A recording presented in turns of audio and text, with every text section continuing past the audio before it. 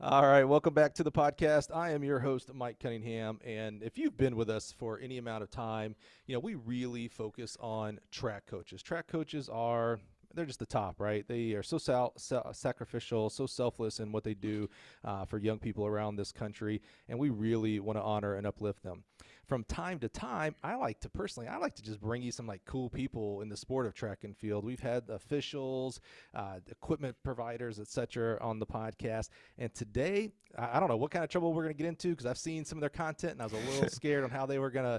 I see how they did some other people. But now you're on my show, so I get some control. So help me I'm welcome good. from the Two Black Runners podcast, RunningReport.com, the wise and wonderful Mr. Josh and Aaron Potts. Gentlemen, how are we doing? Welcome to the show.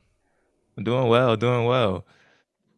Yeah, doing good, man. Coming off a high, doing a lot of stuff coming from conferences and a lot of content's been getting pushed out in the past week. So doing great. Yeah, this is fun. You guys are a little bit more immediate, and I live in podcast world, so if you're listening, you're probably listening right now near the end of March. We're actually recording this at the end of February, and I did just see what you were just talking about there, Aaron. You guys were at some kind of tell me what it was. It was like a running conference, but it was like maybe media running conference specifically. So it was the Run USA industry conference, and the conference is mostly made up of race directors all over the country. Like Ted Matillis is there, like the director of the Minnesota Marathon is there. The guy that created like Ragnar is there, and then they even have like vendors that create bibs there, like Race Roster, which is like a registration company, is there, and then it was like just like the first time ever they had, a podcasters there doing something live, and we interviewed one of our guests that we had before, Marcus Rossetto, who's dub, uh, a double amputee, and he ran a 2:35 marathon at the New York City at New York City. So yeah, it was Exactly. That was my insane. same response when I when I heard 235 for a double amputee. It's crazy. First of all, 235. To be real frank Insane. Yeah. with you, is like holy crap. Wow, that's amazing. That had to be pretty good. That he was already on your podcast. Yeah. Yeah, so Oh we man. had him after the New York City Marathon at the end of last year, but then the conference was in Orlando, and they were thinking like, who should we bring on?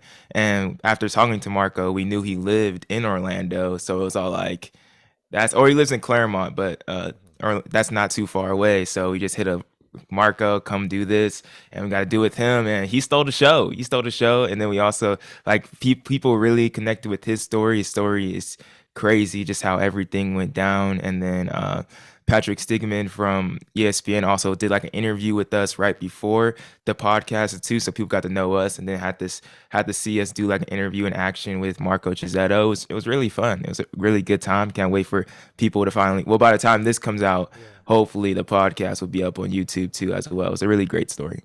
Well, I tell you, if he stole the show, that in itself is a big feat because this is one of the things that I love about you guys as I've been following along for maybe about the past year now.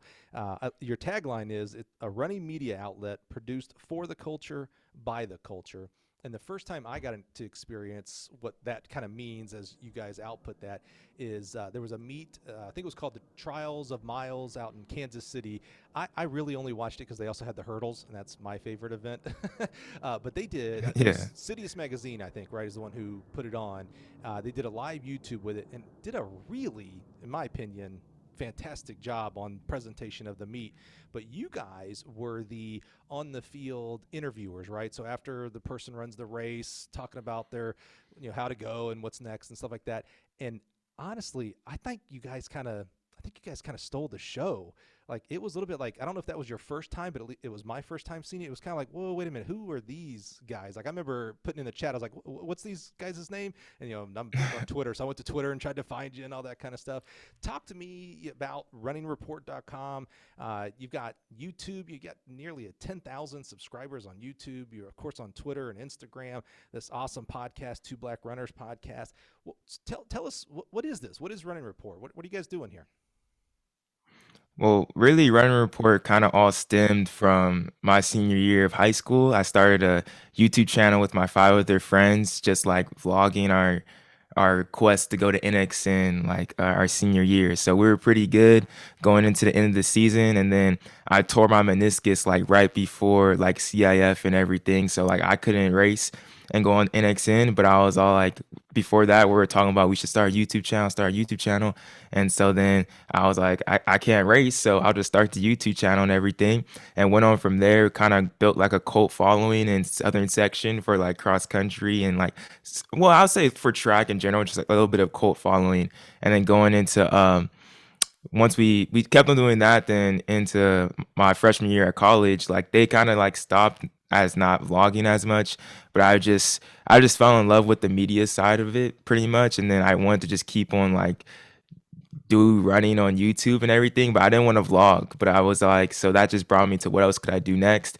And I always loved like ESPN or just like Fox Sports or the NBA and everything, and loved that side of it. And when it comes, I want to bring that to running, because running's my first love. I've been running since I was 5 years old, from like club track all the way through. And I was like, running needs to, I feel like the only way for running to get to that mainstream value that everybody talks about is that it needs that same, you need to give it what it deserves. You need to give it that same type of hype. You need to give it that same type of attention, and that same type of energy that Stephen A would give it, that Jalen Rose would give the NBA, that all these people, that Ryan Clark would give the NFL. You have to give that same type of energy to it. And I think that's what Running Report really is, trying to definitely bring that to running in all different facets that we possibly can, to be honest. So, if Josh, if you started it, how did you bring your brother? Did he just like trying to ride on your coattails? How did Aaron get involved here? Well, really, when I started just doing, because first it was just like the Running Report show, and I'll do it like once a month and stuff. And Aaron was always the person I would go to. I would be all like, Aaron, like, what do you think about this? Like, if I was gonna think about like, because in the very very beginning I was doing like just talking about like the marathon and stuff, and so he would be the person I would go to and clarify stuff, and like, or I'll finish the video, be like, Aaron, what you think about this video? And then Aaron was the one. Well, we really came in. He was the one who was all like, bro, like we should do a podcast. Like that's what he kept on proposing to me. Like, let's do a podcast, do a podcast. And then finally I was like, all right, let's do it. And then I was like, let's call it Two Black Runners. And then Aaron jumped in, and we just kind of started rolling from then, and it hasn't really stopped. Yeah, if you're gonna name it Two Black Runners, it kind of doesn't work without Aaron, right? Because it'd just be you two, Exactly. Josh. Yeah. So, Aaron, what's your take on this? You pushed for the podcast. Were you a runner as well? And we're going to get a little bit more into your actual stories here. But as far as Running Report, what was your involvement here? Yeah, and it's kind of like Joshua said, like we come from a track and field family. We have two other brothers as well. And I started running track in the second grade club, and my dad was the coach. And I ran all the way up until college at Azusa Pacific. And then I ran Oh for a yeah. short stint semi-professionally with the Hoka Aggies. And then from there, like while I was in college, like I worked at a running store, and then I worked at Running Warehouse, and now I work at Hoka. So like I'm very like always been involved in a big geek for like running media, running culture, and the running industry. But as Joshua said too, like every day in our house, we where we grew up, it's like we wake up, ESPN is on. Someone's arguing, is Kobe the best player in the NBA? Like Yeah. we arguing about like football and stuff like that. So a lot of these conversations we have all the time, and like I myself, like at that time, I listened to a lot of podcasts too, and I started seeing like a couple running podcasts come up, and I just was like, "Yo, like Joshua, like we could definitely do this." I was like, I could see it. Like I feel like if you listen to something, see something enough, it's like you can duplicate it and do it within your own way. And a big part of like the running report, Two Black Runners as well, it's like in the running media space, we don't see a lot of like black people, people of color in that flavor that it the forefront. No offense to like runner space and flow track and stuff, but it's just the distance community, and we come from that. We're 800-meter, 1500-meter runners, so that's who's like kind of controlling that backside, and that was kind of like the goal of running report as well. When we say for the culture and by the culture, it's a two-way, it's double-edged. Like one being like for the culture, like black people, like we are of that culture, that's where we come from, but we also come from the track and field culture. Dad was a club coach, like we all, like all my brothers competed at the collegiate level. Like that is who we are, and that we put that authenticity into every part of Two Black Runners and Running Report Media, but we're also doing this for the sport. We're doing this for we're doing this for the culture of track and field because, as Joshua was saying, it deserves to be seen as mainstream. It deserves to have that energy that the NFL, that the NBA, and all of that gets as well. Yeah, I love the authenticity. Guys who grew up running track, dad's a track coach, club track. Like you've been in track for a long time, and Hmm. I'm a huge proponent of what you guys are doing on a grander scale. Meaning, I have in my circle where I run, they've a couple of people have started calling me the podfather of track and field. It's ridiculous because it's not like I invented this by any means, right? But I am huge in helping people out. Like when COVID hit, right?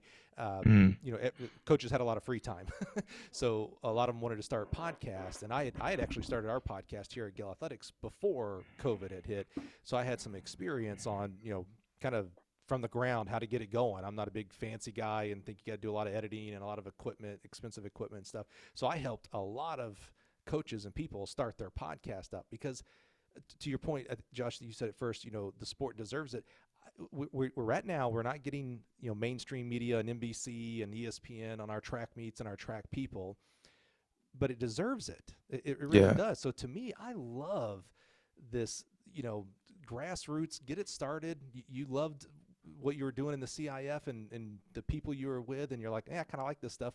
Get it started. That's the hardest part, is to get started, man. I love this authenticity that you bring.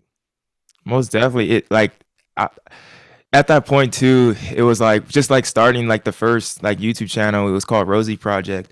That was the main thing. We would always say like, let's do something, let's do something. You just never do it. But like once you start doing it, and then once you start making it a weekly thing, it's all like it's weird if you don't. And especially in something like this with running and like the running media, I feel like what I was doing before with my friends, it definitely was cool because I also feel like in that phase as well, like we were bringing a side to cross country and distance running that people didn't see before since our team was so diverse. Like the fastest dude on our team was a mixed dude with like dreads, and then we had the Mexican dude, and this black dude. Like it was just so diverse and different that you don't get to see cross country all the time. And then to have that purpose brought into like the running media space that Aaron was alluding to earlier, just being trying to bring that like culture in the track and field, which which is which is like it's weird in a sense because it's like the track and field space is so dominant by sprints, and especially in the US. Like we love the sprints, we love the 100, but when it comes to media covering it, it's always dominated by distance, especially on like the social media side. Now, when you watch like the NBC broadcast, it's gonna like they're gonna put love on the sprints, and like the sprints are gonna get that highlight, the 100, the 200, the 400, and distance. It still gets its shine, but not as much. But like when you look on the social media side, it's not the retired track athlete 100 runner talking about the 100. It's some distance guy or some distance gal. So like I just feel like us, I'm not a 100-meter runner, but I can speak to that in that sense, being having the run so far. And like speaking of that Kansas City meet, like what was really cool about that meet, like you said, was the 100 hurdles. Like I got to see Don Harper Nelson run. And like I never thought I was gonna be able to see her run. Like that was the highlight, to see her run at the end of the day. And like, but to see those distance events was really cool too. But be able to see her compete like a legend like that, those are the people that we want to like elevate more and do more with. But it's also just elevating the entire sport as a whole and giving what it deserves. Yeah, right now when we're recording, there's something interesting going on, right? This whole hashtag Poopgate. I'm sure you guys have had an episode on it. Or you've done Yeah. an episode on it. And while I don't care necessarily about the controversy, what did strike me, and someone pointed out on social media as well, that has now hit the New York Times. That's a big Crazy. media. That's crazy. Exactly. Yeah. I am going to go out on a limb and say that they will not give the same amount of attention to the USA Indoor Championships that are going to happen this weekend that we're recording, and the Hmm. NCAA Championships that are going to happen in 2 weeks from when we're recording. Media has traditionally, at least for the last, I don't know, I'll say 20, 30 years, go back to the early 90s. You guys probably weren't even born back then, but the media, traditional media, has really focused on track and field on only the negative. when we have a PED bust, some kind of controversy. Now this whole crazy stuff going over in Arizona. So I love that, it's not just your culture in regards to, your race, but I think it's also your age, that you're bringing a younger demographic thought process into it, which is cool because you're interviewing a lot of people that are at or just above or just below your ages. I'm guessing Yeah. your ages, to be real frank, but around that time. So you're bringing a different perspective along with the culture side of it as well. Yeah, most definitely. And I think that's key for sure. I think bringing diversity in like all aspects from, gender to ethnicity to age to event. And I feel like Hmm. that is truly what makes track and field special. When you look at track and field, you got someone that can lift 500, that can squat 500 pounds, and you got someone that can run 6 miles fast, like super fast. And then you got someone who could jump a super far distance. So it's like in track and field, there's so much diversity in the type of people that are out there competing, but we don't always have the inclusivity.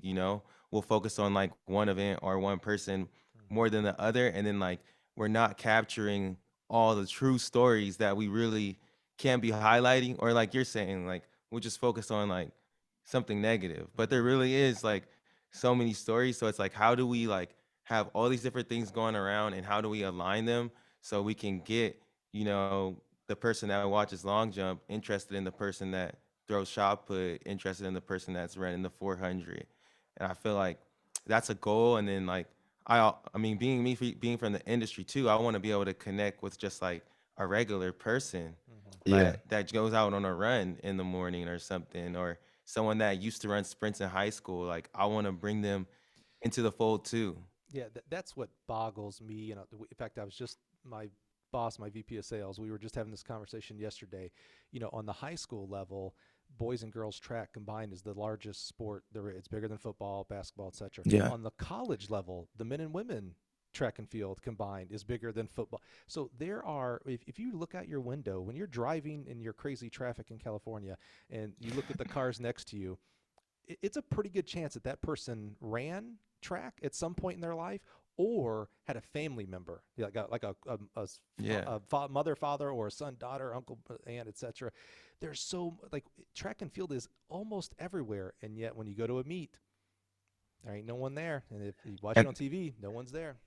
and the crazy thing is that most of those people, like, they don't know who a thing Mo is. And like a thing Mo is probably the most like the best person to have like as a star right now. Like, and 100%. they now even know who Shacari Richardson is too as well.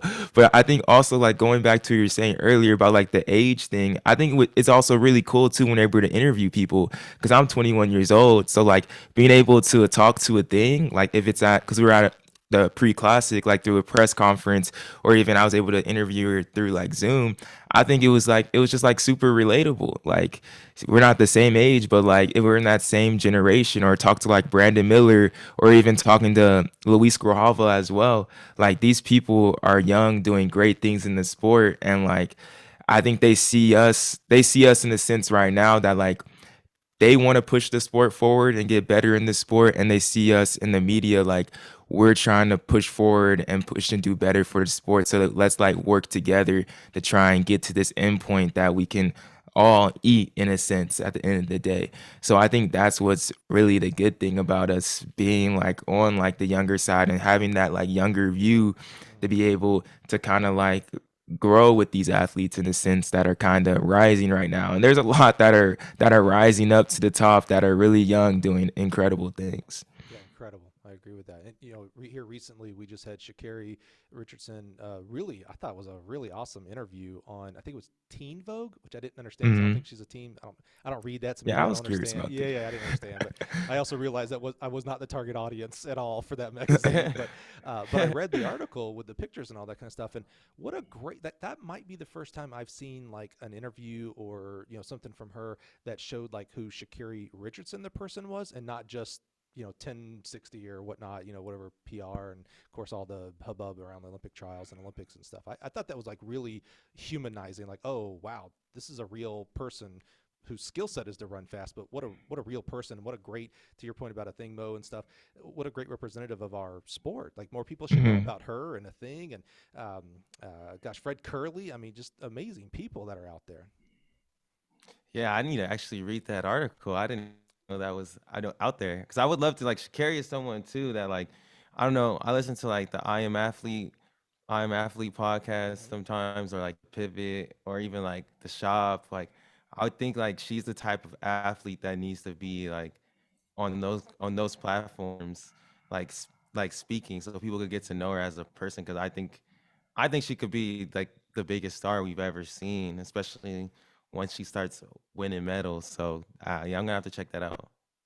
So pivoting here a little bit, I had a question because you guys are distance runners, but also, or I should say, a distance background, but also very, kind of hip to all of the events, or at least, want to pay attention to all the events.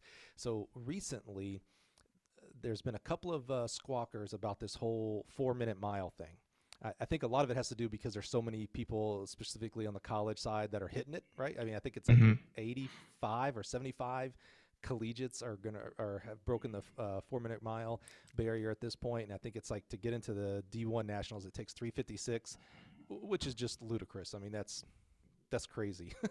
uh, but someone was talking about, a couple of people have been squawking that, we celebrate the 4 minute mile, but it really, like, it's no big deal anymore. Like, maybe we should be celebrating the 350 or something like that.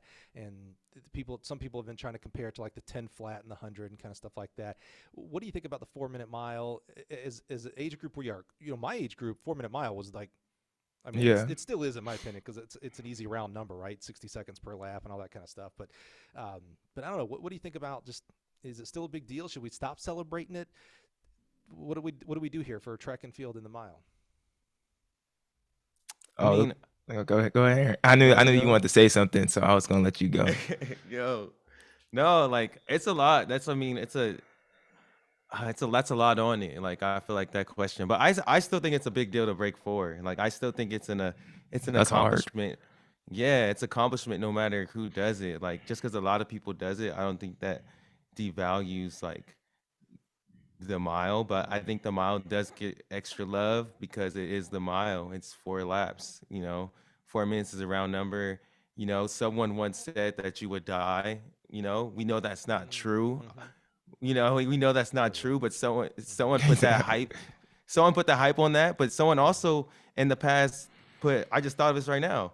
People used to think you would die from running a marathon. You know what I'm saying? Like this, the first person dies. People used to think Mm-hmm. women can't run marathons, Right. but if you run a marathon and you run it in 3 hours, or you run it in 5 hours, or you run it in 2 hours and 30 minutes, like it's still like an accomplishment. Like we should be praising, even though a lot of people can do it. That doesn't mean it's not hard in Mm-hmm. particular. But I get the saying too. It's like, yeah, why is it such a big deal in comparison to other events? But like, I just don't think it's a bad thing that we celebrate people breaking four. Like, and I feel Mm-hmm. like that's kind of like where people are starting to head. Like, Mm-hmm. you know, what Yeah, do you think, I'm Joshua? I agree with Aaron. I agree with Aaron. Like it's a big deal to break 4 minutes, most definitely. Like I don't think breaking 4 minutes is harder than breaking 10. I think that's kind of absurd in a way to say that like breaking 10 seconds in the 100 is easier than breaking four. I don't know about that. That's you gotta be a beast to break 10 seconds in the 100. But just the fact of like seeing Colin Solomon run 3:58 and to potentially to see one of his teammates do it this year too, possibly. Like I think it's an amazing achievement and I love to see it like be done. There's definitely deeper conversations that people have tried to go with it as well. But like no matter how you cut it, like breaking 4 minutes is a big deal. And I just think in our society right now, like that's just where that's just where it's gonna be. It's never gonna change like that. But I also really feel like it's a really big deal when a girl also breaks for high school. I'm saying like 2 minutes in the 800. That's It's insane. almost that's almost for me even bigger deal to see Oh, that for happen. sure. If Yeah. so, like that's an incredible thing too, and I think that's gonna be it possibly could overtake that 4 minute barrier being that excellence because we about to have three girls in the outdoor season possibly break 2 minutes Amazing. and as a high schoolers, and I think that's just maybe the trend for the next decade. We'll see.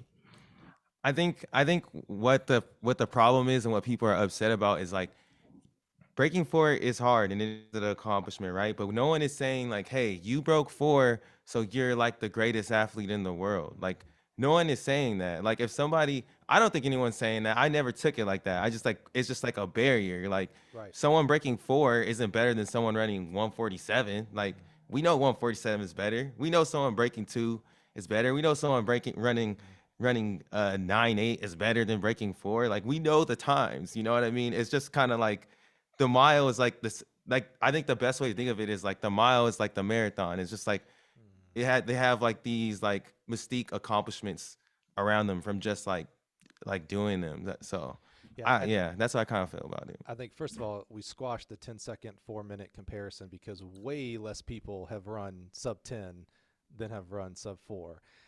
But to your point, Josh, you brought up that sub 2 half mile specifically for high schoolers. For me, that 4-minute mile, it doesn't really necessarily represent 4 laps under sub 60 or whatnot. Aaron, you brought up it represents breaking a barrier because people thought it was impossible, right? And Hmm. then what was super interesting, if you go and look at the history, so Bannister runs sub 4, and then a lot of people started breaking sub 4 because people saw like, oh, wait a minute, it is possible that somebody did it, so maybe I can't do it. And so the next person broke it, maybe Sydney Marie or somebody, and then now everybody's like, oh gosh, anybody, air quotes there by the way, can break sub 4. But what I really want to kind of tie this together, Josh, is I think maybe the same thing is happening because you mentioned 3 high schoolers possibly can run sub 2 this year. I didn't know that. I think I knew of one I'd heard about. I don't really keep too much tabs on the athlete side. Um, but I think maybe Athemo, and even before her, and I'm forgetting her name, she was also from Jersey. And I think maybe she was the first one. Ajay Wilson. Yeah, that's who I'm thinking of. I wonder if those two, Ajay and Athing, like started helping people to see, like in high school, help girls in high school see, oh, wait a minute, I thought 205 was kind of the max, and then we'll maybe we Yeah. go to college and the pros, but it's like this barrier of like, oh man, wait, they can do it. Well, then maybe I can do it. Maybe it's another barrier breaker that's going to start opening up the floodgates. Yeah, but I even love like that Mary comparison. Kane too. Mm-hmm. Mary Kane, what she was doing, like Mm-hmm. really just opening. I just feel like too, just for the high school girls, because I coach with my dad at Norco High School, and we're looking at what does it take for, because we have this one girl that's really fast as a freshman. What's gonna take for her to get the state in the mile? And like literally at masters, like that's the time that you got to hit to just get to state in Division 1. Well, just for the southern section, you got to run a 4:52 in the mile, and like that's the standard. There's something that like coaches have figured out, and just that like for girls, especially in high school and college, where it really just clicks and they're able to run faster than ever before. And I really do feel like it is the girls like Ajay beforehand, and Mary Kane, and a Thing Mode, and Caitlin Tui like 2 years ago, Mm-hmm. that have shown that like y'all can really run so much faster. And that gap between like the gap between like a fast high school boy is much more shorter from like the best high school girls, and the gap between a good high school girl is enormous. It's so enormous. But this year, especially keeping your eyes on Sophia Gorion, Juliet Whitaker, and Roisin Willis, because I really feel like in this outdoor season, well, we don't know. Sophia Gorion's about to race at USA Indoors, so you guys will know what she just may have ran 800. But them three in 800 this year is going to be a sight to see. And I really do think it's the next wave. And we're going to be looking at the women's 800 in a different light in a couple years, because at USA's, like in the championships, like trying to make the world championships, like everyone's going to be under like 158, like that. I don't know, it's or 159. It's going to be crazy. And a thing, Mo, is she even 20 yet? Maybe she's I believe 20. she's I believe she's 19 Yeah, still. I that's don't what I think she's thought 20 too. That's yet. what I'm saying. Like, Yeah. not even 20 for crying out loud. She's the world's best 800-meter runner, and I have a sneaking suspicion she's only going to get just a little bit better and better and better as she matures and continues to add strength and endurance and speed to her repertoire. Man, holy cow, it's amazing.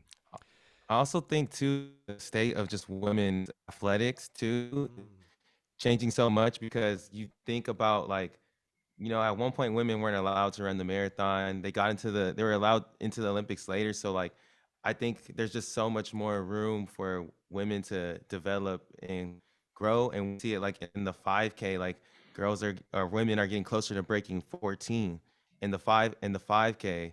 Like the record in the marathon is like 2:14, and like they're going crazy over there on that side too. And across all events, they're running like Elaine Thompson is running 10:5. Like across all events, they're improving so much, and I think that has to do with like the access to sport for women is like it still has work, we still have work to do for sure, but it's growing more and more. And that's why it's like, bro, they have like so much room to improve. So I love the point you made though about that comparison for the women's the 2 minutes and the 800. It's like, bro, Joshua, let's make that a thing. Let's like, You're gonna have to. oh, play no pun intended, but let's make that a thing. Great point, Aaron. And you're so young. You keep bringing up that women, weren't allowed to run the marathon, and you're dead set. But there's a lot of events that when you said that, it kind of made me think about like how young the training age for women athletics in certain events are. Actually, for the whole thing, right? Because it wasn't that long ago that there were no women athletics, like women, just girls in high school just couldn't. We Yeah. had oh gosh, now I'm blank. Well, I had Karen Dennis from the head coach of Ohio State. She was on the podcast, and she was talking about how there were no opportunities to run track. Like I begged my way onto the boys team to run and things like that. And of course I'm forgetting Sue Humphreys. That's who I'm thinking of, who was a pioneer in women's track specifically, who again through high school she's like there were no opportunities. She started the first women's program at Arizona State, for crying out loud. That's Wow. not that long ago. Yeah. So pole vault and hammer just got added to the Olympics in 2000 and 2004. That's yesterday, folks. That Yeah. means there's only like Yeah. been 4 champions basically in those events, man. So I think you're right. I think not only I have this kind of hypothesis for track and field specifically that is as good as it is right now. I mean, go turn on the TV and people are doing amazing thing, right? Trevon Ramel and Fred Curley's and thing modes that we mentioned, etc. I mean, just how can we forget the 400 hurdles? What's going on there? That's nutsos, right? I think we're actually just at the beginning of a really crazy period for the next 10, 20, maybe 30 years because of really coaching education. I know maybe you guys don't even have worked have done like USATF level 1 or USTF CCCA and things like that. But, when you first get into coaching, you typically fall back to coach how you were coached. And then Hmm. you do some coaching education and you get better and smarter and you talk to other smart people and you start evolving how you coach, right? Well, we're in such a beautiful time period for coaching education here for the past 15 years. These kids are being coached by better coaches right now. Well, those kids become coaches next. And so when they fall back to how they were coached to start out with, well, that's going to be at a much higher level Yeah. than the predecessor. So I just think we're as good as we think we have it right now. I think it's about to go nuts for the next decade, 15 years, man. It's going to be amazing. And that's kind of like what, because we had a conversation with Shannon Rowbury when we were at the Lilac Grand Prix, doing like some interviews and stuff up there. And I can't remember what U.S. championships it was, Aaron. I think it was she saying like back in like 2008 or something I like think it that. But was she, late.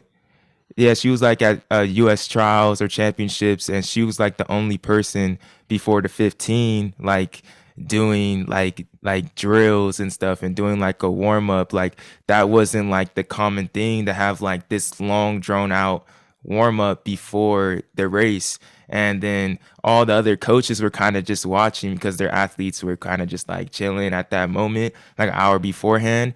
And then the next year, everyone's sort of doing that, like because of Shannon's like success. Right. And so she was kind of just explaining to us like the evolution of the sport throughout the years and really just the training that people have gotten and stuff. So it definitely is like it definitely we're definitely reaching that golden age. And what I love about it too is that it's gonna lead up all the way to 2028 when the Olympics are in LA. Yeah.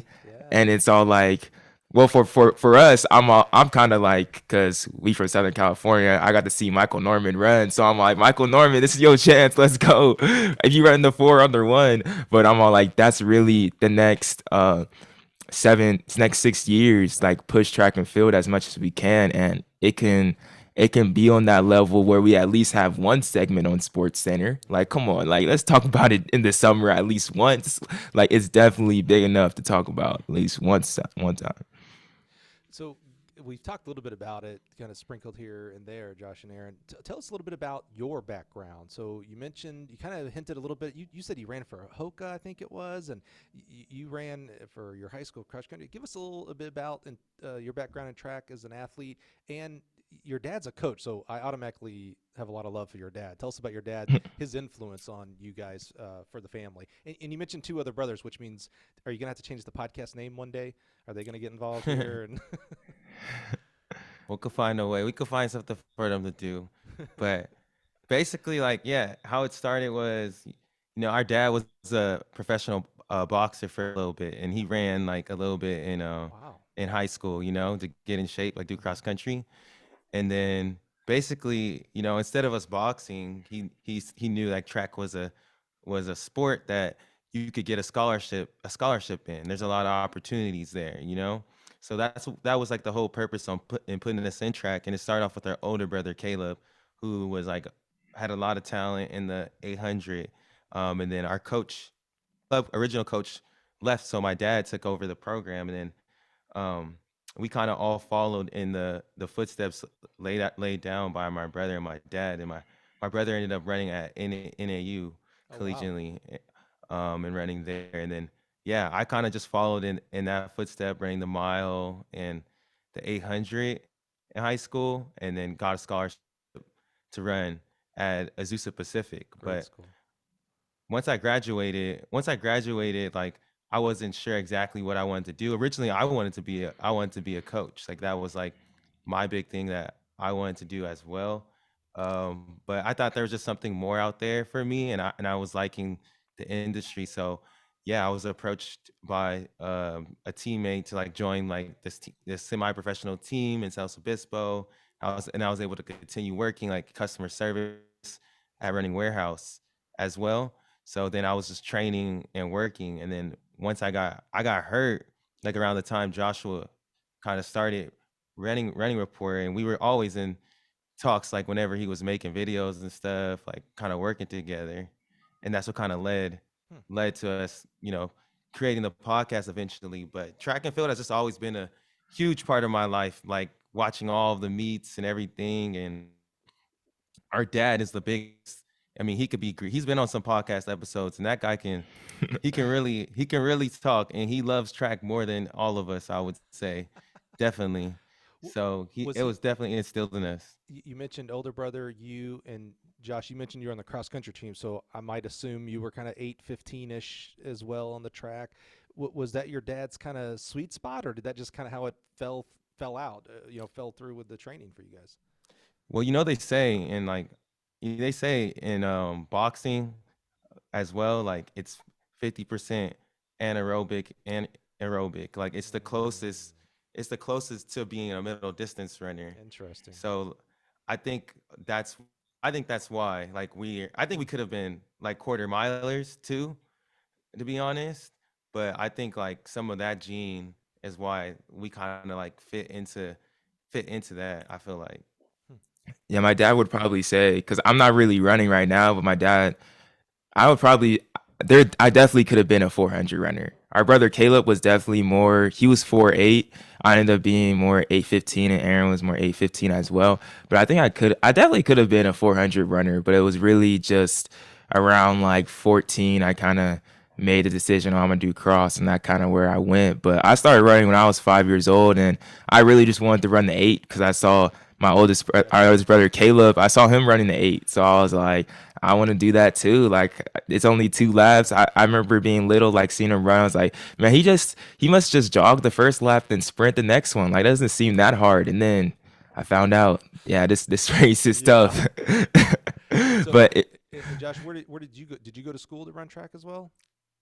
yeah, College? I ended up going to school at Cal State Northridge first Ah. to run track, and then I transferred to Mount Sac, and I was there for the past well, they had the past 2 years to run there. Then I'll go to Cal State Fullerton, but I'm not running collegiately. They kind of just like focus on focus on school, focus on like pushing the running report more, Yeah. and yeah, for the most part. And it was just yeah, I just want to get school done with at this point. Hey, But amen.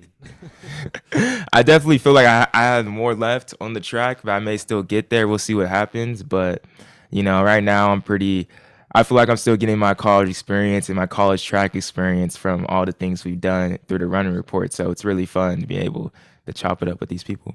And maybe I lost someone. I heard Caleb. That's the older brother. Is that right? So Caleb lives in Yes. northern Arizona. That's amazing. Aaron, you go to Azusa Pacific. That's amazing. Josh, you go to Fullerton now, and then also Mount Sac, and um, I missed the Northridge, right? That's it. Northridge. Yeah, yeah. Where did the fourth? Where's the fourth brother? Did he go to? And I don't even know if it's Yeah. brother or sister. Did they go to school as well? Yeah, we had a fourth brother. He was playing football and he was a thrower. So he went to Mount Sac as well, and then he got a full ride scholarship to Cal State Fullerton. But he didn't really get to because of COVID and stuff. He Hmm. didn't really get to compete. Yeah. But yes, we have our other brother David. He was a discus and shot put thrower. What's Dad's name? Keith Potts. Dude, Coach Keith Potts, man, you're doing something right. I imagine there's a whole ecosystem here with family and stuff as well. But four brothers that go on to college, bravo. That's quite amazing. And then to be, for the two specifically here, that you guys are building something of your own. That's amazing, man. Like that's bravo type stuff, man. Kudos to you guys. Like makes me feel even better about what you guys are doing. Honestly, man, it's so cool.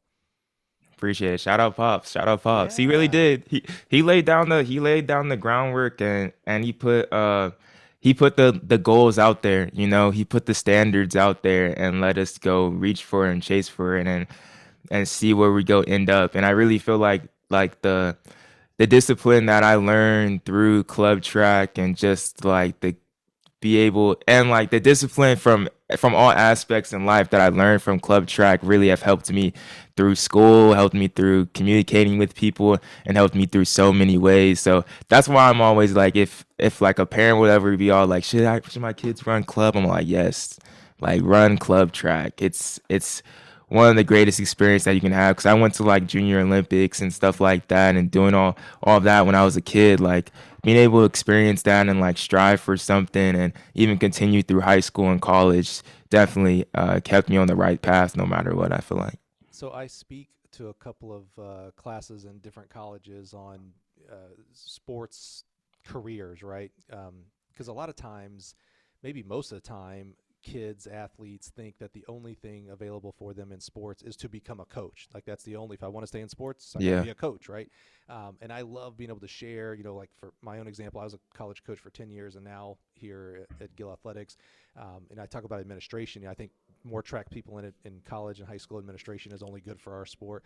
But I love now being able to have this example of like, hey, here's two guys that wanted to stay in the sport, didn't go to coaching because they're going to build something on their own media empire, if I will say so, early at this point. But I love that example that you're staying in the sport, uplifting the sport, and not necessarily as a coach, which is the greatest part in the sport, in my opinion. But I love that. I love the different avenue of staying in the sport and helping it grow. Yeah, and I'm so huge on that. I'm so huge on that because like I look back, I was like a Kines major in college, and I look back to it, and it's like no, I was a track and field major, and I think that's a thing for a lot of people in different sports though. I think people that play college basketball or college football or anything, you see them going on to like work at ESPN or Hmm. something of that nature. And I think now that I work at the brand level, I'm seeing more and more opportunity. I'm seeing how much these like stores are making and stuff. We're Hmm. going to conferences and I'm seeing these people have like a registration app that people work for. Like people are making medals for a living. People are putting on And races. Like bibs. Hmm. people are designing shoes. Like there's so many opportunities that I think track and field athletes, like in particular, like we don't like just like how we don't understand or don't watch a sport. It's also like, hey, there's this entire business of running like that you Yeah. should be a part of. Hmm. And I feel like if we to make our sport better, we need those advocates like Hmm. on the inside, on the brands whispering in their Yep. ears, like, hey, don't forget about like this race that the US indoors, like we could activate. Don't forget about this athlete doing this, or you know what I mean? I just think it will naturally happen if we can get our people in here too. And Go ahead, Josh. I was gonna say, I think that's what was so great about us just going to the running industry conference, because that's what it exactly was, being like former athletes, and then at this space of just like industry professionals and like running, it was definitely something different. I would love to see like more of like this influx of like younger people going to these conferences as well and being exposed to this other side of running, because I just became exposed to it simply just because of like Aaron, who works at Hoka now, and my brother who works at a running store now, my oldest brother Caleb. And so like, but for a lot of people, they don't really see that as an opportunity and see that they're running, like working in running in a sense, and college not really working for running. But like it kind of stops at the ends at high school or ends at running. Like you can really extend your career with this, but you just have to find that lane for you. And so I think being able to go to that conference was really just like, it exemplified that in like the perfect way to show that like let's see all these opportunities that are involved in the sport. Yeah, another great example. Shout out to my good friend Blake Bolden, who's now the director of the Drake Relays. He was the director of the Indianapolis Monument Marathon series. You know, wasn't Mhm. I'm not a distance guy, and I certainly am not running a marathon. But I thought a marathon is like just this one-off. Here's 26.2 miles, but they were doing a 5K and a 10K and a road mile and relay marathon. And then he helped merge the Indianapolis Monument and I think the Indy Marathon. I think it was two different organizations. He helped. So you had to have business acumen to bring those together, marketing ideas and thoughts, and operations. Just blocking off the streets and all this. It's like it's amazing the things that have to go into it. You don't have to just be a coach. Again, I shouldn't even say the word just. It's the most amazing thing in the world to me. But there are many, many more other avenues for young people going through college to become this. You brought up, Aaron, I was going to ask you, because you guys, when you listener, if you go to their YouTube channel, and it's easy, just go YouTube and literally type in Running Report, it pops right up. Hit the subscribe button. They almost, when I'm recording this, I think it said 9.6K. I want, by the time, see if this comes out into March, by sometime in April, this thing's got to be over 10K, well over. So go to YouTube. But when you go check out your channel, your videos, lots of cool editing, things that I can't even spell editing. I went to school in Alabama, man, so I can't do this stuff. So I was going to ask, did you guys major in anything media related? Aaron, you said you were kinesiology, which might be the farthest thing from creativity and editing and chopping it up and stuff. Josh, what about you? Were you any kind of journalism or anything like that? I was a kines major, but then I'm now a journalism major now. Ah, So I do that now, but it all really well, like when we started the YouTube channel, like with my friends back in high school, it was at the same time that I was in, what was that class? It was like the news class for like the school. uh-huh. And so not the news class. It was just like a video class. So I first learned like iMovie. Then it was uh kind of just like teaching myself how to do it, and kind of just like expanding my own creativity through like editing and stuff, and just trying to see like what I see on Sports Center or something, or First Take, and then just trying to implement that into the YouTube videos, or then for Instagram, seeing how like ESPN or all these other places like do their posts, or like all the smoke do their posts. And I was like, all right, I'm just gonna figure this out. And it at first it was kind of hard, but then I think that's what I learned from track and field. Like at first, running 10 miles is tough. Running 10 miles is tough at first, but after it's the sixth week and you're still running 10, it's all like, all right, that's the long run now. So That's so good. definitely got used to it. I like it better that you started out as a kines major, and there you were a kines major all the way through, man, because like that shows that if you just grind and kind of, first of all, we have no excuse anymore with YouTube and LinkedIn and everything. Like the Google, it has everything out there. It can teach you everything that you want to do out there. But I love that you didn't kind of come from that background, but taught yourself because you had a passion for it. Like that seems like it's just even more authentic to me, you know? Thank you. Bro, man. That's what it came from though. That's what it came Love it. from. Just like, I don't know. I think at the end of the day, like my goal, if Two Black Runners doesn't get as big as I want it to be, but I know it can, and Running Report doesn't get as big as it wants it to be, Like I'm trying to be on ESPN. Like I'm trying to build up my Aaron always says like, bro, like what we have right now and Instagram and stuff, like you're building your resume. So I think in a sense that's what definitely it is, just this side project of building my resume for wherever this takes us. And like people be telling me I'm like I look 16 sometimes, so I'm all like, dang, I could play a child actor when I'm like 25. So acting's not out of the realm of possibility either. Wherever this takes me, just trying to do anything that I can to like try and stay in this space and in this lane and see where that takes us. Well, I hate to say that college majors don't matter anymore, but I can tell you both that, if we were to hire, like, hey, let's hire a full-time kind of videographer, social media person, and I got a resume that said journalism. Okay, first of all, I was a journalism major. Do you think the things that I learned, I graduated in 2000. Do you think the things I learned in my journalism class from 96 to 2000 have a lot to do with today's journalism? Yeah. Yeah, No, exactly. no. I remember being excited getting my first Hotmail account, my first email account when I was in college. Okay, come on now. We had no social, no phones, etc. Right? But if someone came to me and said, "Yeah, I may have been a Kines major, but here's what I've done. I created this show, and I got this many subscribers," I'd be like, "Okay, hold on, because that's exactly what I want." It's like hire that guy right now. You're Yeah. exactly right, man. I love that. I love that. What you mentioned it earlier. I one of my favorite videos, and maybe one of the first videos that I kind of interacted with you. You probably don't remember because you have so many followers, and so everybody interacts with you. But was the interviews from the pre-classic, and I was there, and I kicked myself in the butt that I didn't run into you guys because you guys did some really cool athlete interviews back in like the media room, but also like in front of the gate and whatever and stuff like that. What has been like your most fun interview that you've done? Like maybe the person was more quirkier than you thought they were going to be, and it had was more flavor to it, or something like that. What was kind of the most fun memory you have of all these great people that you've interviewed? Not just famous like athletes. You've interviewed regular people and coaches as well. What's been like your most standout? Man, why can't I think? That's yeah, that's Because they've hard. done so many, folks. That's why. Here, think. I'll say this right now. This wasn't. I mean, we did an interview with Shannon Rowbury, but I would say like this is just recency bias. Like Shannon Rowbury, we met her at Lilac. That was the first time, and bro, she has so much more like energy and personality than I ever thought.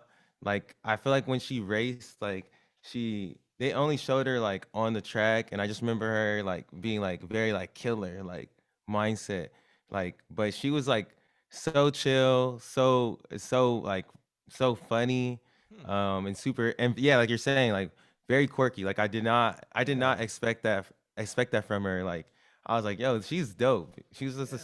a super nice person. And that was a great facility, right? Like you were amazed by, yeah. Yes. Recency bias. See, I did that track. That's all my equipment that I put out there. Hey. So I love that place. No, you killed that. You killed that. Well, they did. They designed it. They did it. They did an amazing job. Josh, what about you? What's maybe a person that stuck out, was just kind of like it was super cool, or just kind of surprised you to interview? I would say that what's sticking out to me is anytime that we did like the spelling bee questions, and we Yeah. did that like the pre-classic, and we did that at Foot Locker, and those were just like it was hilarious. Especially what sticks out to me too is when we did Rebecca Mara and what Abby Cooper now, but she was Abby D back in the day. Like when we did them, and like Rebecca Mara actually got Constanza Klosterhoffen right, and I was like, how? I guess it's because she's a Stanford nerd, but it's just funny. And then interviewing Abby Cooper was really fun because I remember like being younger and watching her when she was at Dartmouth, just like destroying. But she's just like the nicest person ever too, as well. And like she was just so like she was so into it, trying to get these like names right. I think she missed Cravon Gillespie as well, and it was really just like a fun and like good time as well. And then but another person that was like surreal, it wasn't like this person wasn't really like quirky or like, but it was just like cool and was surreal, is when last year we interviewed Michael Johnson. That was like a very surreal moment. And actually because Definitely. I thought about that because that's about almost a year to, I think it was in March when we interviewed him. So I was just thinking about that the other day. Like I gotta post a thing about that, like The 1 year from that interview. The Michael Johnson, 1932 Michael Johnson? Is that who you Yeah, said? yeah, Yeah, yeah. how was that? Holy cow. It That was was a dude. it was weird. That was I was awesome. all like, "We're really doing this? Is really doing this? Like, is this a fake link?" But no, that was an awesome experience, and like to hear his story and learn more about like that mindset in a way is definitely. I would love to interview him again. I think we will interview him again at some point. Like that was cool. That Yeah, I love how much like thought he has about the sport too, and like the mhm. direction it's going and everything. He's definitely like an advocate for the sport being like bigger and more Mhm. mainstream too. So that was super interesting. Yeah, it's interesting he doesn't have a bigger presence today, right? Cuz like that was the giant as I was growing up through track and field, right? I mean, there was no one bigger, better, badder than him. Besides, Carl Lewis and then Johnson. They kind of had some crossover there, of course. But uh, it's amazing that I wonder how many kids today, I say kids, Hmm. know who he is, not was, who he is, and what he did. Because we're to Aaron's point about recency bias, we're so caught up in today and not the history of it. And I'm not sure many people did as much history as that guy did in our sport. Yeah.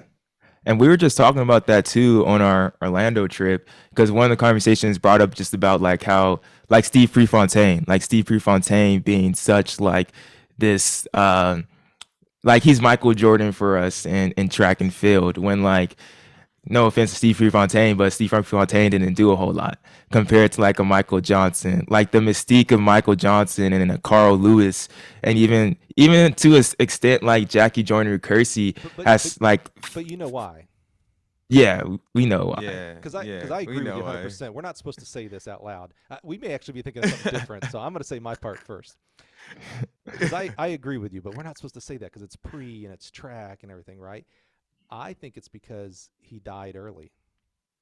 Hmm. So what that allows us to do, like you think about, this is way before your time because it's way before my time. James Dean was this, rebel actor, the cigarettes in the short sleeve, and he died early, right? And think of some of these musicians, Elvis Presley, etc. They died early and they become bigger than life, right? Because it now allows guys like me and you to imagine what could have been. Man, think Yeah. about it, Josh. If Pre would have lived, he was runner up or fourth or whatnot in the Olympics. He would have won the next one and probably won 3 events, and he would have set all these more American and world records. But maybe not. Maybe not. I think that's why Pre is like this bigger than living legend. We know what Michael Johnson could have done because we saw it. We know what Usain Bolt and Carl Lewis could have done because we saw it. But with Pre, it's like, yeah, he was taken too early, and so now we get to imagine all the gold medals and world records that he would have won. You know. Yeah, go ahead.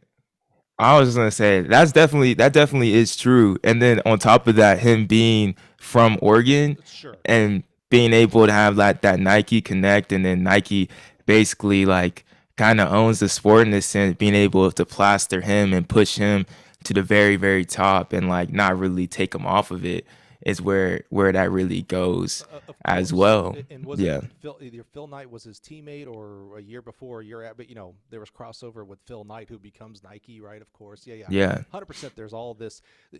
When we try to dissect something about why it happened, we like to try to find one thing. Like, oh, he went to Oregon. That's why. Usually one thing is not the one thing. So he died early. That's part of it. He went to Oregon. I don't know if Prefontaine goes to Villanova. yeah. No, I don't think so. I just Hmm. and then Phil Knight, if he doesn't go to Oregon and create Blue Ribbon Sports and then Nike, is Eugene Tracktown USA at that point? I don't know. It's all wrapped in together, this cultural thing that you couldn't have planned if you tried. A lot of happenstance in there that made it what it is. And now Eugene, of course, is track and field mecca, at least for America, and at least for another year, right? Because of world champs. what's interesting about that too is like I was listening to like a podcast Sidious Mag did with Seb Coe, and he was like talking. They asked him like, do people like outside of the U.S. know what Eugene is? Like, it's like, yo, you're coming to America for this meet, and it's like, it's not in L.A. Like, Hmm. it's not like in New York. It's not like in a major city. It's in Eugene, Oregon, which is cool. But I want to have some races in LA, man. Like, I think that could also like could elevate like the sport a little bit, like because those are the entertainment centers of the world. So that it's interesting, but it is all because of Phil Knight. Like he really made all this happen. So like there are some things that Phil Knight has done, like the Prefontaine. Like, is that the best thing for us? But it's also like Nike does like sponsor so many people in the sport. Like, to be honest, they fund so much of track and field. They're a big reason why track and field is relevant at all. But I also think sometimes brands have too much power. They control Mm-hmm. they control the sport too much. Yeah, don't disagree there. When you said about Prefontaine, did you mean the person or that meat? Because I think that meat is one of the. Oh, the meat's amazing. I was just It's saying, like, amazing. Yeah. Okay, I was just wondering because I was like, man, yeah, that yeah, meat yeah. is that. I didn't get to go to the pre until relatively late in my life. Like literally, maybe 7 years ago was my first one, and I've only been to one other this past year. That meat, like to me, that's like, oh, that's how track and field should maybe be packaged. 1.5 hours Yeah. roughly. If something's going on at all times. A great announcer keeping you in the loop of stuff. Man, that's a meat, buddy. Whew. That The one in only thing, go ahead, I, Aaron. I, I was gonna say that meat last year, and then the Olympic trials when they had it there. Mm. Those were fire. Those were amazing. But I go thought ahead, you were gonna say. Joshua. I thought you were gonna say it was hot, and I was like, well, yeah, it was 110 degrees, so yes, it was hot. Well, two things about our trip to like pre that really fascinated me, just about the meet in general, was like we would meet people that either like that were alumni of Oregon that like didn't run track, or just people that lived in Eugene that are like, yeah, this is our 15th Prefontaine. It was like, because out here we got a AAA or a AA team called the Quakes. It was like people going to go watch the Quakes, like this is their team, or having season tickets to the Dodgers. Yeah. That's how I felt. Like they had loyalty just to the meet and going out to watch it every single week. And I was like, this is cool. This is really cool to see like this type of atmosphere around the meet, and people that were even like they weren't like these alumni from Oregon didn't run on the team. Right. They just went to Oregon, like probably were all like, dang, like there's a lot of hype at Hayward Field. Let me go watch. And then probably just fell in love with it as well. Then the other thing I had to say too, like about like Prefontaine Classic and just the presentation. And I like how it is like boom, boom, boom. It's like a short package meet and everything. But the one thing I do wish that happens in track and field, I think there needs to be a little bit more of a gap between races. And like we can still have like the field events going on, but a gap in between that where that definitely on the broadcast we can build up what's gonna happen next. Because sometimes the next race happens and you don't really know all the storylines that are happening in between. But if you're able to have like at least like 5 or 6 minutes in between, and then on the field or something people are discussing like, oh, like this type of storyline, who's going to win, this type of debate of what's going to happen next, I feel like it just will add an extra layer and bring on to something that we don't see, bring on that extra spice like in like the NFL and stuff like that, to give someone the cheer behind and stuff like that. I just think it moves like a little bit too fast, and I think if there's a little bit more of a gap, it would be better. But it would also extend the meet too. Like, so Well, I don't know. I'm really glad you said that, Josh, because I was a little scared of this interview going so far because I was like, man, I really agree a lot with what Josh says, and I really agree with what Aaron says. Like, I'm 100% agreement with him. And now because you said that, I get to say, yeah, no, I don't agree with that. Yes. You have to have a little bit of disagreements for life to happen. So I'm glad you said that, Josh, because that's the worst idea in the whole world that I've ever heard for track and field. Yeah. Because when you guys did Trials of Miles, you guys were doing some of the interviews, and they put you in the little box in the corner to watch the next race. The next race was going on, but I could still hear and see your interview. I think I could be making that up, but I believe that's what happened. And so it was like, oh, I got to still hear and see the interview, but I didn't miss a lap. And I'm not a distance guy, so I don't want to see all these laps of the 10Ks and stuff personally, but it was able to have both at the same time.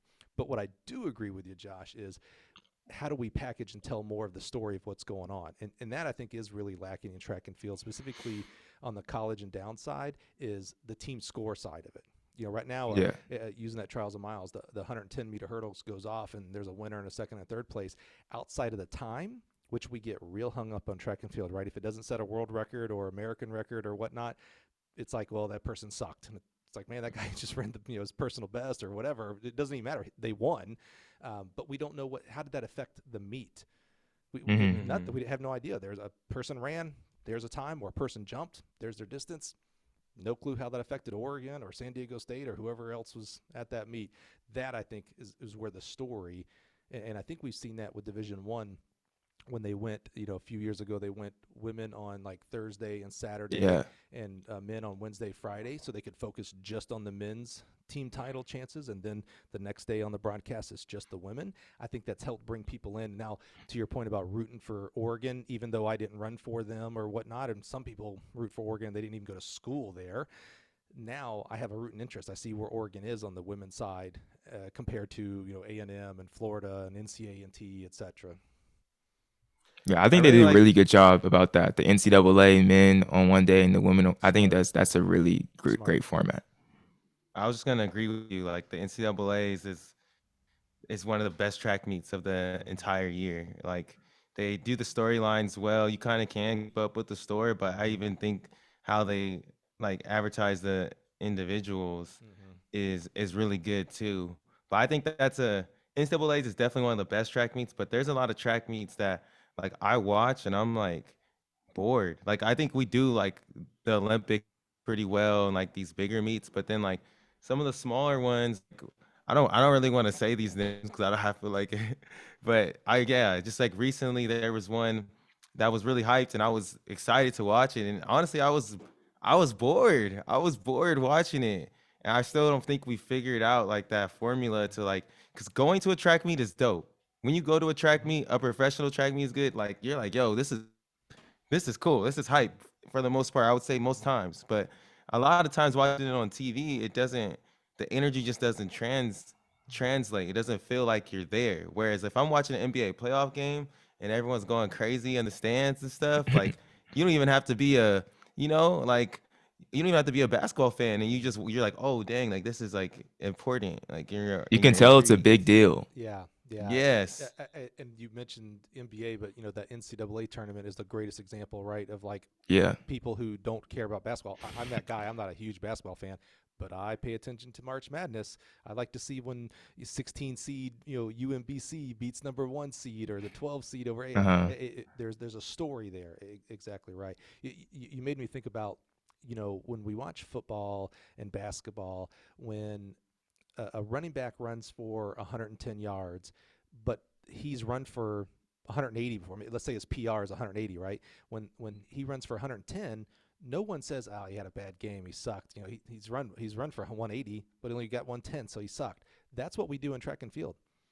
Shacari goes Yeah. out and Yes. wins in 10. Trash. Yeah, Shacari goes out and runs 1080, and we go, yeah, but she's run 10.6 or whatever her PR is. It's like, man, not a good race for her. It's like, yeah, but she won. Like, what? Yeah. What are we doing here? It cannot be, to your point about when you go to the meets or if you watch it on TV and it's not really enjoyable. We become in a lot of places a time trial sport, and it can't be that. It can't be PR or bust. It can't be. I'm sorry. Just we won't grow our sport. We'll continue to be where we are today. I've been saying this too. Like, I've come to the conclusion. I think it's because, like, we are a PR sport because, like, not every athlete is getting appearance fees. They're not getting, like, TV money deal, so TV money. So, like, they're not getting money based off how many people are in the stands. Mm-hmm. They're getting money off of medals and records. Yeah, good point. So, Great point. so they're not hyped to race somebody. Yeah. Like, they don't, and I think that energy is shifted because it's everything is just like, yo, what is your time? Did you win this medal? It's almost like in the Yeah. NBA how people sit out because they're like, Yeah. people don't play every game now because it's like, yo, if I don't get rings, y'all gonna say that I'm not good. Right. So it's like, I think the whole business, it's like I'm going deep into it, but the whole business model like has to be like changed somehow to be more like in favor of the athletes. I So feel so like. let's pivot a little bit, because definitely this is not going to happen by the time you're listening to this on the podcast. You talk about hype and do I have something to run for even if I don't PR or medal? What do you think about this? I think it's Trayvon, right? Trayvon, and actually, he's not the one who started. Who started? Cheetah started it. Gosh, dang it, what's his Tyreek name? Hill. Say his name again. I'm sorry. Tyreek Hill. Tyreek. Yeah, of course. Gosh, dang it. Yeah. Tyreek saying, "I'll take anybody, all comers," and I love Trayvon. I love this attitude of like, I got 10K. Where you want to go? Let's do it. And then now this may be a little. I don't know about this one necessarily, but then Trayvon took it another step and said, "Hey, I'll take." I can't remember the exact names, but basically it was 2 female U.S. athletes, and I think Marvin Bracy was the other male. It was Tiana Daniels, and I don't remember who the other. I think it was Shacari. Was it Shacari, Aaron? Yeah, it was Shacari. Oh, This man got the video. I got you. That's a media guy right got there. If you. you're watching on YouTube, you just pulled it up, man. I love it. So yeah, so Shacari. So now this is some, I think, kind of some cool hype, because I actually bring into the discussion of DK Metcalf, right, when he ran at Mount Sac. A lot of people were like, hate it. It's a makes track a clown show. I actually liked it because it showed a really good athlete, DK Metcalf. Amazing athlete, and he got smoked, and he actually really practiced. Like he really took it serious, and you might well not even been in the race, bro. And now with Trayvon, is this the way track goes? Is this the way we should be doing it, or is this just going to help with maybe the other things that we need to be doing, making it professional and non-PR sport and all that kind of stuff? Want me to go? Aaron, first, you want to talk Joshua? about? You want you All you right. the main. You want to talk about DK, Aaron? I'll let you get that. What'd you All think, right, bro. Aaron? I got opinions on this. So, first thing, DK Metcalf, I don't like that. I think that's dumb. Okay. And I think that's He dumb said that's because as you that. said, like we're turning into like this PR sport, right? Like this guy was celebrated for getting like last place. Mhm. You know, people were still football players like, oh well, he ran kind of fast, whatever, or like, oh, he held his own. But But I'm didn't like, it yo, show that he got smoked though? it showed that he got smoked. It didn't show that Cravon Gillespie went to Mount Sac and came back to his hometown and won the race. No Right. one knew about that. It didn't. Okay. I think it put all the attention on DK Metcalf and not the people in the other lanes. And I You know, also think about it. good point, because I wouldn't have. I wouldn't even have taken the bet. I didn't know who won that race. That was a really good point. You said Cravon. I was like, oh, what's he bringing up Cravon for? I was like, oh, he won. That's right. Okay. Exactly. Good point. And I'm like, yo, DK, you took some. He probably got paid to go there and stuff too. And it's like you took the lane from somebody that was trying to qualify for the Olympic trials. So you out here playing around. I ain't buying that, because there's other beats this mystery person could have hit, and they ran prelim, so someone had their chance to beat him to get into the final in that race. So I'm not buying that part, especially because we're talking back in the 10-3 range. So I'm sorry if Mr. 1027 didn't get a chance to still not qualify for the Olympic trials. I am You with savage. you on the, I am with you on the circus. It took off who should have gotten credit. Gillespie 100% should have gotten credit for winning a big meet 100-meter dash. Certainly. So I don't think that meet like made more people watch the Olympics or watch track, or I don't think it did anything for track athletes. But this other thing though, I like this better. I like that idea better. Like having like Vermel, Bracy, Shakari, and Tiana Daniels versus some like a football team. I think there's a way that you can incorporate like fun stuff like this, but I don't think you should do it at like a serious meet. Like maybe there's like an all-star meet at the end of the year or something. But I also like Trayvon's attitude around it too, because like that's an ESPN topic where you could be talking about because Shacari Richardson is the main reason. If she does it, that's gonna like that's gonna a tide lifts Turn all heads. boats or whatever. That's gonna turn heads. That's a topic you could talk about on there, and then it's gonna be like, yo, you're gonna want to watch her race. You're gonna watch her race more because she's already doing that. And I just feel like too, like I am tired of these NFL players keep on saying like, oh, we're gonna race, we're gonna race. It's like, bro, just pull up, like They ain't pull gonna up. race, bro. They ain't Yeah, gonna because it's like race. y'all just talking to talk. And I think Bromel's just like, bro, pull up. Like, here's my team, get anyone. I agree, Josh, that it ain't going to happen. First of all, my man Ray is trying to make it happen. Do you know Ray Edwards? Yeah. Yeah, Yeah. yeah, Shout yeah. out Ray. I know Ray ain't listening, but I love him to death. Good friend of mine. He's doing a meet in Atlanta on May 7th, so he's trying to get that 4x1 hooked up, right? But here's another reason why it's not going to happen, Josh. The money ain't nothing for the NFL guys. So, a track guy, 60 grand for a track guy, I don't care at this point unless you former Usain Bolt. 60K for any of our track people is like, yeah, where do you want me to be? I'm racing for it, right? Yeah. Track guys like, look, man, I ride the bench and I make $2 million. What's 60K? That's I got that on my wrist, you know. So I don't think it's going to happen for that alone. That it's just like there's no motivation for the NFL guy. There's motivation for the track people. I don't think there's motivation for the NFL guys. I think it would be a really cool race though, especially the 4x1. And if we can tie this together with Grant Holloway and Ryan Benjamin running that 200-meter hurdle race in the same meet, I think it could be something that we can definitely watch. And if we can get people like Terrell Owens and Chad Ochocinco on the other side, and maybe like a Michael Parsons, especially like T.O. and but then with Tyreek Hill as well, because like T.O. and Ochocinco, like they gonna talk too. So like getting those personalities and then have them get shut up by track athletes. And my hope is that like somebody's gonna run them down, that Trayvon Bromell is gonna run them down, or Marvin Race is gonna run them down, and just prove that like. Well, depending on how they set it up, because someone else brought this up on Twitter, you know, and it was I can't remember what coach it was. It was a coach I would say is well respected and knows their stuff. On that 4x1 race, the 2 females and the 2 males versus the 4 male NFLers, that, you know, of course it depends on who they get from the NFL, but the 2 people running the legs against the women aren't going to lose. The NFLers aren't. Okay, so it really comes down to the 2 male legs and the handoffs. And we've all seen enough 4x1s, and this isn't a pick on Team USA. I ain't even going there. I'm just talking about handoffs. Like, do you really want to we lose a lot of moxie in track and field if these NFLers beat us because we fumbled the baton. Hey, we should. If we can't get the baton around, but the NFL players can, like, come on, that's bad. They just gotta practice. They just gotta practice, man. And I feel like it's gonna be especially hard because, like, I feel like no matter what, like Trayvon Bromell is gonna run up on Shacari. No matter how hard Shacari gets out, like if that's the handoff, like he's gonna run up on her and it's gonna be an awkward handoff. But are T.O. and Chad Johnson really gonna get that good of a handoff off? Like they probably gonna be stumbling and bumbling. They're gonna be like the 4x4. Yes, they're not going like that. I don't even think that they're gonna do that. I think even worse. I think the outgoing runner won't go out. So they'll be almost like sitting there, and so the runner's going to run up on them. It'll be a whole thing. All right, I'm having so much fun. I got another subject I want to bring up specifically on the 4x1. Pause that. You mentioned the Rob Benjamin and Grant Holloway. Is that not making track and field a circus? We're taking 2 guys out of their main events to put them together. I know it's not an NFLer, but that's not traditional track. Is that not bringing circus, or is that's okay because we're not bringing in another sport person?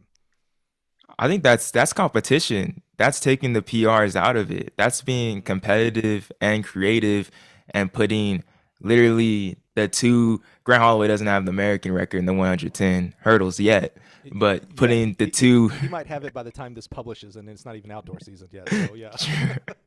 So like that's putting the 2 best. Like that's putting a heavyweight fight together. Like a promoter bringing that together and like see what could happen.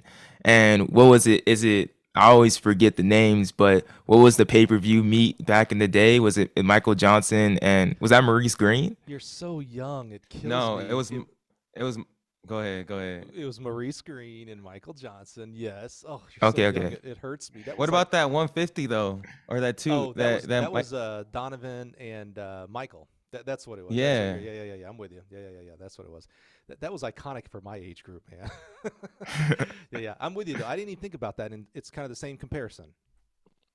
Yeah, most definitely. I think that will bring even more attention to these characters in a sense, larger than life characters. And if that's definitely, I feel like even if it's aired on YouTube, like it can get playtime and it can get somewhere, like people are going to see that this is happening, but that just brings even more attention around Grant Holloway and Ryan Benjamin when it becomes 2024.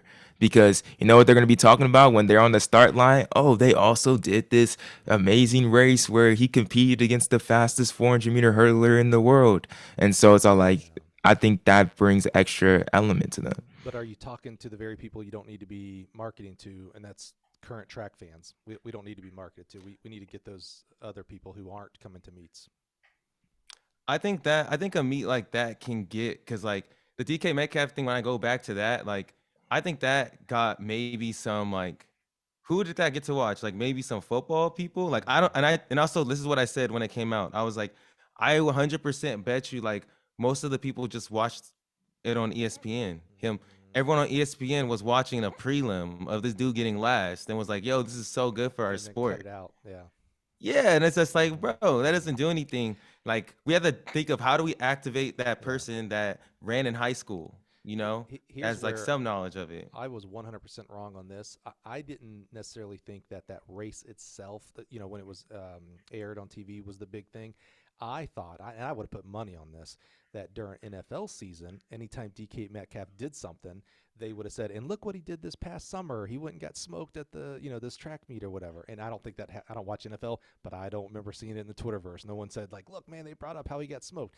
The NFL's like, "Yeah, whatever, track and field. We're just going to stay focused on what we're doing on the field."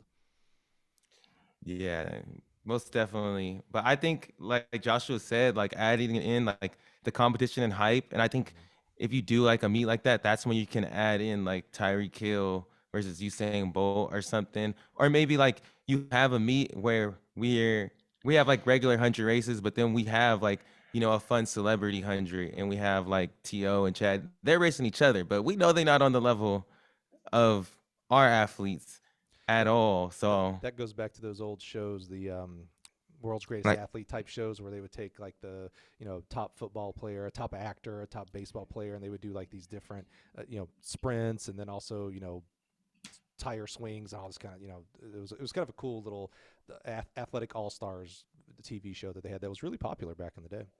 like pros versus Joes. That was, I think it was on Yeah, Spike. I think it was on yeah, Spike yeah. back in the day. yeah, I used to watch that. Didn't someone die from that? Didn't a running DB like kill somebody? I may be exaggerating, but it was not good. It was literally He got Joe's. smacked. All right, one more question, and then we'll start wrapping up. I'm having such a ball. Thank you guys so much for this is really just personal for me. I'm just having a good time, man. Thank you so much for being here. So here's my other thought. Okay, because you guys are into it, man. So I want to know. I have all these ideas that I don't always put on Twitter. I know people think I put everything on Twitter, but there's some that I keep back. All right, so we're talking about 4x1. What if? Because the big problem with 4x1 is the top three plus the fourth person is in maybe one or two other people, right, are in this group for the relay for the Olympics or the world champs, right? And then it's hard to practice, and of course there's all the politicking, the anchors and whatnot, and blah blah blah blah blah, right? So people have always said that we should be able to take any four Americans and win the 4x1. So what if we took places 5, 6, 7, and 8? They didn't make the team. Conceivably so. Let's say there's no 200-meter and things like that, right? We take those four people, and now for the time between the trials and the Olympics or the world champs, those four people are our 4x1, and so they're doing nothing but practicing 4x1. They don't have to worry about running 100-meter heats or 200-meter heats, etc. They are practicing, and they're kind of lucky to be on the team, but they are a 4x1 team. So they would go That's- through the that's- final. Yeah. Those number 5, 6, 7, and 8. That's our team. That's who we They're enter into the practicing. Olympics. Yeah. And they're yeah, because they don't have to worry about the 100-meter open and all this other stuff. They just focus on the 4x1. Your silence tells me that was the dumbest idea in the world, is what I'm hearing. I'm just like, someone's gonna be upset. You messing up somebody's money, man. They're like, I need this Who? medal. No. Any- 1, 2, and 3 still have a shot at the individual 100-meter medal. They're gonna want to be on that. They're gonna want 2 medals. Like, they're gonna want all of it. I'm sorry. I don't know. We don't always get what we want. But it is, if that was an initiative that happened though, like I still want Christian Coleman and these people on the, like I trust them being all like, you got the stick last leg, like you're gonna get it there. But then it's all like, I do understand, because definitely for the US over, I don't know, I feel like since I've been alive, it's always been, are we gonna make the stick around all the way, especially on the men's side? So if that was implemented, that would make sense and it would be something different. But it's all like, when we can get the stick around, it's dominant. 2019, like that was beautiful to watch. Like, really. Is it really that bad? Is it really that bad that we gotta get 5, 6, 7, and 8? Like, we can't trust Maybe. the top. First of all, It's not. It shouldn't be that bad. Like, Aaron, go look at the results. First of all, so yes, it is that bad in general. Second of all, we'd still win. We'd still Possibly. win. No, possibly. Go look. Go back in the trials. I'm going to do this on Twitter now. Go back in the trials. Look who got 5, 6, 7, and 8. I guarantee they're studs. They made our finals. It ain't no joke to make our finals in the 100, and they would I still just win. feel you Yeah. deserve that chance to get 2 medals though too. Like it's like, yo, I'm the best in the world. If I want to be on the 4x1, I should be on it. I want to get 2 medals. And unfortunately, in the last several Olympics, no one's had that They chance mess. because we haven't gotten the stick around. And this one was the worst one, right? Because we actually got the stick around and we didn't make it. But I have something that could also help the problem as well. I think at US Championships, we should have a 4x1 race. And I'm not saying putting like the all-star team together, but everyone coming with their different sprint groups. Or if you don't want to be a part of it, you don't got to be a part of it.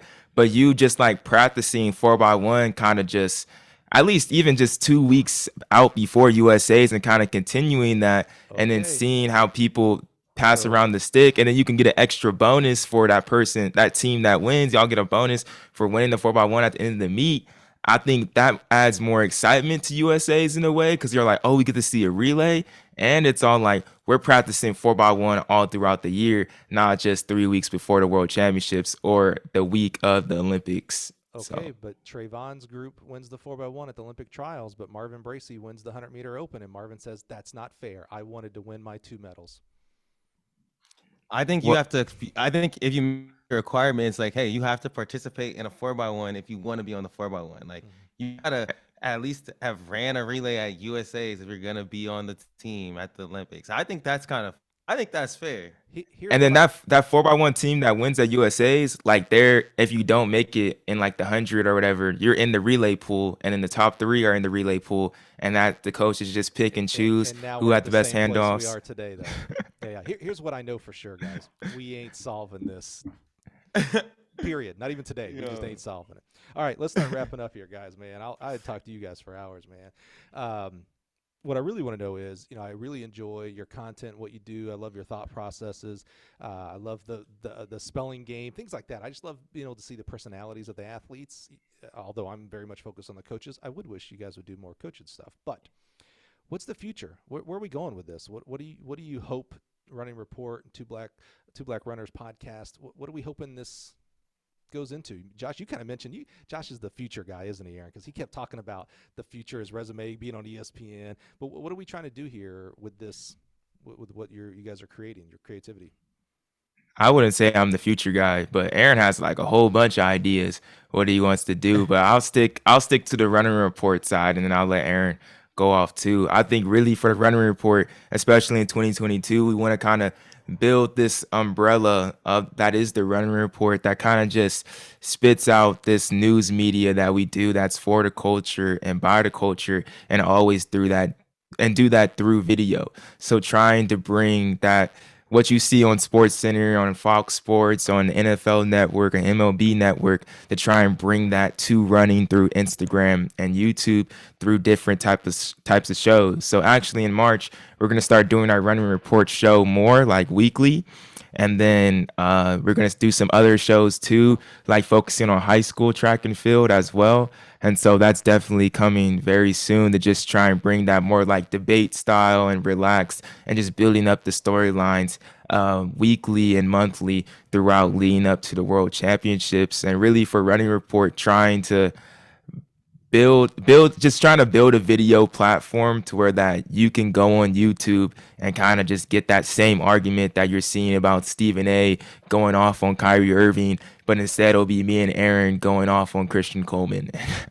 And that will be the topic and be able to get that type of fix, because I feel like that really was able to connect to our uncles in a way. And like our uncles all ran track, and one of my uncles, he actually still has the 4x1 record at Cal State Northridge. And so I think for them to see us and be connected back into like track and field, that's my barometer in a sense. Like if they're able to like get it and want to see like when Milrose and Prefontaine and New Balance Indoor Grand Prix comes back on, like they're tuning in and recording to go watch, I'm like, all right, we're doing something right. Love it, Aaron. For me, I want Running Report to be like ultimately embedded into the culture of like track and field, but like just running as well. I want us to be like, because Running Report will become like an umbrella of Two Black Runners and other shows that we're working on. But I want it to be, because I see Two Black Runners, the podcast, like as we're just two black runners, and we're not limited to we're just two black runners, and we can speak to anyone. And I ultimately am like, if that's someone from a coach, if that's someone like designing shoes, if that's an athlete, if we're telling you about opportunities in the track and field space. I see, like, I don't know if you ever watched like the Breakfast Club, but their whole show is centered around music. But Wrong they bring on Breakfast. I'm politics, so old. I was wrong Breakfast not Club, the but movie. I do know Breakfast Club. What's his name? Charlemagne. Charlemagne. Charlemagne. Yeah. Of course. Yeah, Yeah. the show came from music. It's a radio show, but you see them interviewing Camilla Harris. You see them interviewing Lil Wayne, but and you see them even interviewing like religious leaders, like any type of person they interview. But it's all centered around music and also like black culture as well. And I see that within the Two Black Runners, but I want the Running Report to become embedded within just deeper than running track and field, just like running culture. But at the end of the day, our core is always gonna be track and field, and to like do it for and by the culture to Yeah. improve it, make it more mainstream. And I would say our goal isn't technically like to be big. Like Aaron to be on the podcast, be like, we want to be the best podcast in the world. And like he believes that we are. And like some that definitely comes with it. But I think we really just want to have an impact on running. And so like Yeah. even if two black runners and running report isn't the biggest thing ever, like I think what we do is different and I think a lot of people can take from it. So if they take from us and like run with it, like I'll be satisfied. I'll be satisfied. And then hopefully if like we fall off, they'll pick me up and be all like, bro, you can work for us. I'll be like, yeah, I know I can. I taught you this. No, I'm just playing. But I'm just saying, Yo. like, I think I think I want to leave an impact and a mark on the sport for that people are starting to implement what we're doing. Cause I think that I feel like that is some of the new stuff that's in it and bringing that sort of new style and stuff like that. I think that's the only way track and field's gonna get mainstream. There has to be a change. There has to be a change that happens that's dramatic. And so once those dramatic changes start happening, I feel like they slowly are through all different types of spaces. Like that type of impact is what really matters to us, not really getting those big numbers really down the line and being the best ever, which would be nice though. But you know, that impact, that's the main point.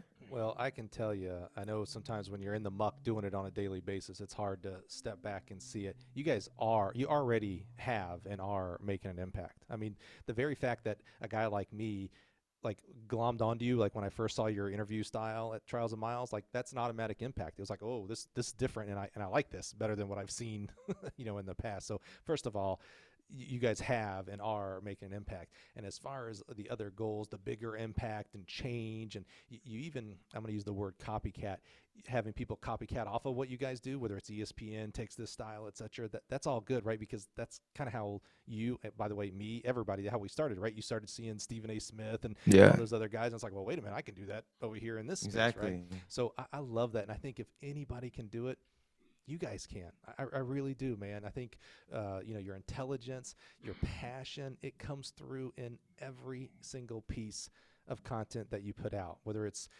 interviewing a Russell Dinkins, love him to death. He was just on the podcast last week. The video, the interviews. I mean, it's a lot of different skill sets inside of the media that you're working on. I'm going to say counsel, and that seems like, I'm here. Don't take it that way, but the biggest advice or counsel I can give you guys is patience. Meaning, there are plenty of people, and you've seen this, that are overnight sensations because they put in the work for 10 years. There is no overnight sensation, but you're going to have that hit in some point, whether it's next month, next year, 10 years from now. You guys are going to be big time. People are going to be like, oh yeah, you know why I do what I do? Because of what the Potts brothers did. Or we're on this show because of what we interviewed this one cat or whatever, you know what I'm saying? Like it's going to hit for you guys because you have the talent and the intelligence and the passion for it, man. So I'm just so happy, ecstatic for what you guys are doing. I'm glad I'm kind of on the ground floor, man, because in 10 years I'm going to be able to say, yeah, I knew those guys win, you know? So I'm just want to bless you guys, man. Thank you for what you're doing for our sport. And I told you earlier in this podcast, you know, I think we need more media in our sport, whether it's the local YouTube live show or a local, you know, small podcast or big. It doesn't matter to me. I think we need more people because it brings in more people. And so I'm just super pumped and excited for what you guys do, man. Thank you so much for what you're doing. I appreciate man. that. I really do appreciate it. This was a great interview too. I think you're a great interview. This is a great show. I really do appreciate you having us on and everything, and just speaking wisdom on. I really do appreciate it.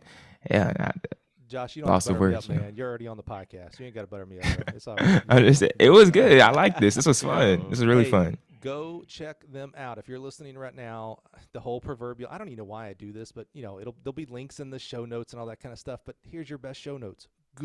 Literally Google Aaron and Josh Potts. That's all you got to Google. There ain't no other ones out there. They're that original. There ain't no Aaron and Josh Potts brothers out there. It's just these guys. And go look at it's RunningReport.com, right? I didn't check the actual dot section. Is it .com? It's Yes. RunningReport-.com. There it is. Okay, yeah. So go there. You're listening to a podcast right now, so literally whatever app you're in, search Two Black Runners podcast. It'll pop right up. Check them out. Yeah. They're kind of like our show. Well, your show's actually a little bit more topical, meaning like you bring up topics that are happening right now, where mine's more, you know, ours is more evergreen. Like, you know, you can go back to listen to episode number 1 right now for us, and it's still topical because it's about that person. But love what you guys are doing on a you know, real topical, timely basis. So please check them out. Go to YouTube. I better see 10,000 plus subscribers by the time April comes, man. Hey, or I yes. didn't do it for these guys, man. I didn't do nothing for these guys. So thank you so much, guys. Super pumped that you would join us today. Humbled that you would tell us your stories and share with us, and really your time. It's one of the most valuable things you can give me. So I'm just super thankful that you guys would join us today. Thank you. I Thank appreciate you for having us man. on. Absolutely, guys. Yeah.